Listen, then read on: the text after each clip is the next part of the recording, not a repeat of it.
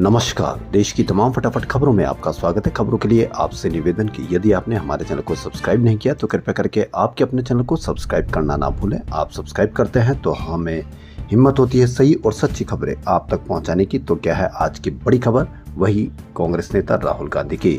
जब कांग्रेस सांसद राहुल गांधी अमेरिका गए थे तो वहां हरियाणा के लोगों से बात की थी, हरियाणा के लोगों से मुलाकात की, जिसमें उन्होंने मोदी सरकार के रोजगार वाले दावे की पोल खोल दी। हालांकि राहुल गांधी ने वहां परिवार से मुलाकात का वादा किया था, जिसे भारत आते ही राहुल गांधी ने पूरा किया। कांग्रेस नेता राहुल गांधी ने हरियाणा में करनाल के गाँव कुगड़ीपुरा में अचानक पहुंचकर सभी को चौंका दिया। उन्होंने यहाँ एक युवक के परिजनों से मुलाकात की, जिससे वे अमेरिकी दौरे के दौरान मिले थे। उन्होंने युवक के साथ करीब 2 घंटे बिताए थे। उस लड़के का नाम अमित मान है। वह अपनी जमीन बेचकर घर गिरवी रखकर अमेरिका गया था और जाने के लिए भी उसने डंकी मारी थी। उसका करीब 4 महीने पहले अमेरिका में एक्सीडेंट हुआ था। वह ठीक से चल फिर नहीं पाता, अमेरिका में अकेला भी महसूस कर रहा है। इसलिए अब वह चाहता है कि भारत लौट आए और मां के साथ ही समय बिताए। हरियाणा कांग्रेस का बड़ा दलित चेहरा सिरसा सांसद कुमारी शैलजा चुनाव प्रचार के लिए मान गई। इसका खुलासा खुद उन्होंने एक इंटरव्यू में किया, मीडिया के सामने आई। हालांकि उन्होंने खुद बातचीत को लेकर इसे कोई ब्यौरा नहीं दिया। शैलजा प्रचार में हिस्सा लेगी, इसकी पुष्टि कांग्रेस में उनके साथ जुड़े सांसद रणदीप सुरजेवाला ने भी की है।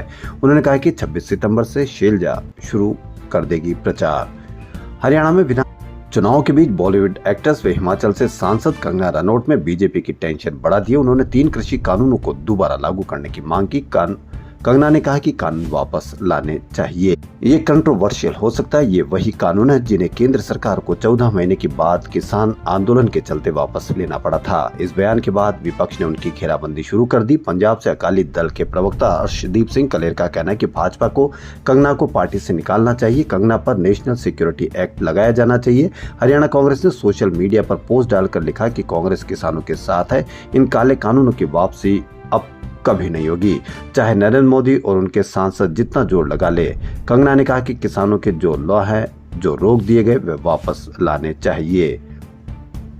बदलापुर दुष्कर्म केस में आरोपी के एनकाउंटर की जांच सीआईडी करेगी। महाराष्ट्र सरकार ने मंगलवार को ये आदेश जारी किए। ठाणे क्राइम ब्रांच ने आरोपी अक्षय शिंदे का 23 सितंबर को शाम करीब 1:15 बजे एनकाउंटर किया था, जिसमें उसकी मौत हो गई थी।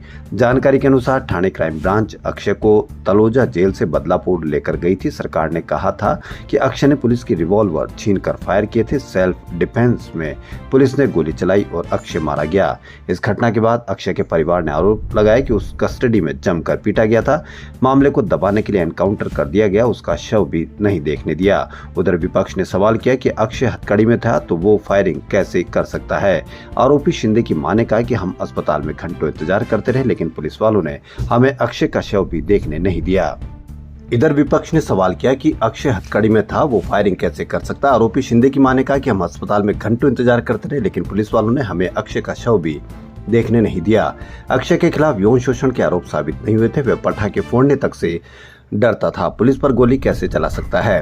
एनकाउंटर एक साजिश है, हम इसका शव नहीं लेंगे। अक्षय ने बताया था कि पुलिस वाले उसे पीटते थे, दबाव डालकर बयान भी लिखवाते थे।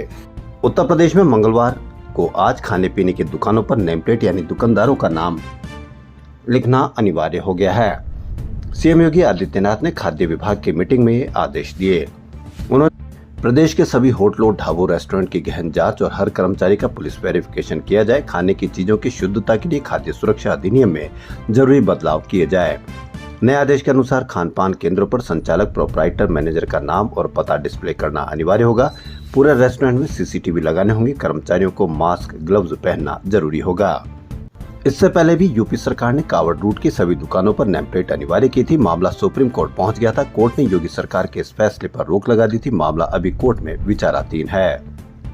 उत्तर प्रदेश के बरेली में एक नाबालिग लड़के को दबंगों ने इसलिए पीट कर मार दिया क्योंकि उसने अपनी बहन के खिलाफ हो रही गंदी बातों का विरोध किया था।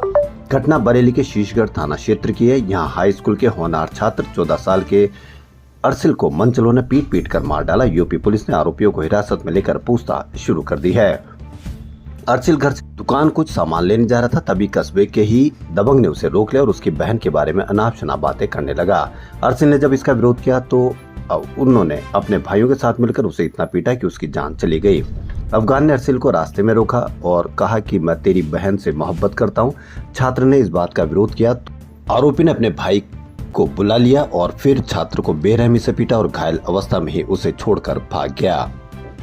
इन दिनों जो बवाल कोल्ड प्ले नाम ने काटा हुआ है उसके बारे में तो आपने भी सुन लिया होगा। कोल्ड प्ले बैंड का जुनून लोगों के सिर पर ऐसा चढ़ा कि अब तक इंटरनेट की पूरी दुनिया ही हिली हुई है। आलम यह कि भारत का मशहूर टिकट प्लेटफॉर्म का तो कुछ देर के लिए डिब्बा ही गोल हो गया था। जी हाँ, ये सब हुआ मशहूर बैंड कोल्ड प्ले के उस कॉन्सर्ट के लिए जो भारत में होने जा रहा है। कोल्ड प्ले के कॉन्सर्ट का टिकट लेने के लिए लोग बड़ी उम्मीदों के साथ टिकट सेलिंग प्लेटफॉर्म पर पहुंचे, मगर वहां लोगों की किस्मत ही दगा दे गई। हुआ ये कि एक साथ इतने लोग टिकट खरीदने लगे कि टिकट बेचने वाली वेबसाइट ही क्रैश हो गई। वेटिंग लिस्ट इतनी लंबी थी कि लोग बहुत देर तक टिकट के लिए माथा पच्ची करते हुए देखे गए, मगर टिकट फिर भी ना मिला। आखिर में लोग थक हार कर टिकट सेलिंग प्लेटफॉर्म पर भी भड़ास निकालने लगे। केवल 30 मिनट के भीतर ब्रिटिश रॉक बैंड के शो के सभी टिकट बिक गए। हालांकि टिकट की भारी डिमांड को देखते हुए आयोजकों ने भी 2 के बजाय 3 शो करने का ऐलान कर दिया है। खबरों फिलहाल इतना ही। यदि आपको हमारा चैनल पसंद आए तो लाइक, सब्सक्राइब और शेयर अवश्य करें। धन्यवाद।